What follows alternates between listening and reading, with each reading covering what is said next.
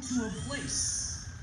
The idea is for you and I to recognize that whether or not we are people of remembrance, that we retain the experiences that we have gone through, and we understand realities not rooted simply in a moment, but a recognition that societally there is a benefit for those who don't want us to retain information to forget that it took a while for us to get back to where we are right now. There's so many who didn't make it to celebrate this day of Eid with us. There are so many who are seated with us right now who wish that there were some that were celebrating with them as well. And even where we forget, this very earth has that capacity that it's going to remember every single thing. And you want to be able to, on this day of Eid, to embrace that notion. And as you recite the takbirs, the Allahu Akbars, you recite the tahleels, the la ilaha illallahs, you engage in the tahmeed, the alhamdulillahs, glorifying your God, praising Him, proclaiming His greatness, and testifying that there is nothing worthy of worship save Him. You allow for yourself to use this holiday as a moment of deep reflection and remembrance. The blessing and bounty that is for us to convene should not be done in a vacuum that has us just embrace the beauty of this day in isolation. To be able to understand so much that transpired between the last gathering that we had here 3 years ago and this one. And if it's not us who is keeping it in mind, who else is going to keep it in mind? The Abrahamic narrative that we come to celebrate and commemorate, and right now millions from around the world have left behind all of what it is that they have to pursue, the walking in the footsteps of the best of creation.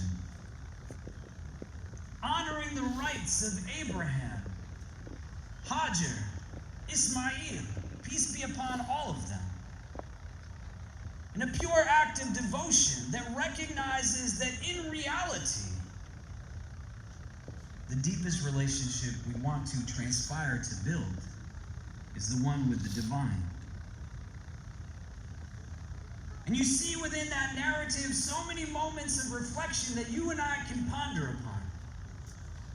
To understand the lessons are not meant to be just memorized or trivialized to what we might take in as children, but to go back and deepen in our understanding through critical analysis and recognition of what does it mean to me today where I sit right now. In this phase of my life, everything that it can give to me. And why do we have a holiday that tells us to go back and remember those moments? It's not so that we just regurgitate and reiterate, but we can bear continuity to the meaning. This is a man, a woman, and a child who exemplify the battle is not about taking on external idols, but to be able to combat the idol within. And to bear recognition that there are challenges that we will face that are not because of us, but still things get put within us that we have to deal with ourselves. But to be able to overcome and to not make a decision fundamentally that is rooted only in my knowing, and my awareness, and my consciousness, and what I think. But having a reliance and a trust in a divine entity that I know that not knowing what might come next, I still know that He knows best, Azza wa Jal. And when the world seeks to push me down, I realize the purpose of that is not for me to stay fallen, but the reason I fall is so that I know how to get back up.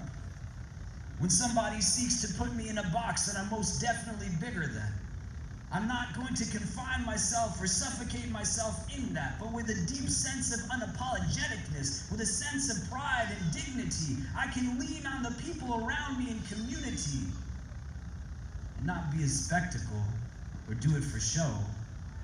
But we come to pray here because just like anybody else can have their gatherings, you are entitled to celebrate without any qualms as well. And you have to be in a place where you are never embarrassed by your faith.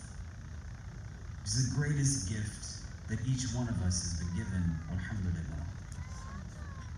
The world is going to constantly point fingers and give us insight as to where we have inadequacies. I literally woke up this morning and my 9-year-old daughter, Medina, she went to the doctor yesterday for an appointment. The doctor measured her at 4'7" and she looked at me in the face with a smile and she said, "Baba, I got 4 inches to go and I'll be as tall as you." I said, "Girl, I am not 4'11". And she said, "Maybe you're just 5'1", Baba."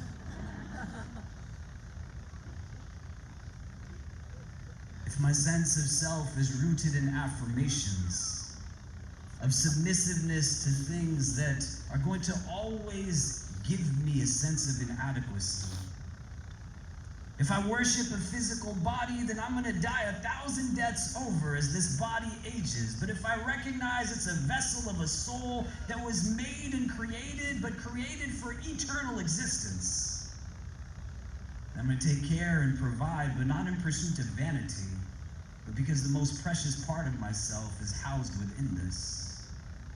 If I'm in a space where my subservience comes to wealth and affluence, where we can be in no deniable state whatsoever that each and every day the world affirms that there are so many who are motivated by principles of greed, principles of desire, that could care less who has not in order for them to have, an unsatiable thirst that says my sense of self is fully equated to the things that I possess, but in reality it's not me possessing my possessions start to possess me.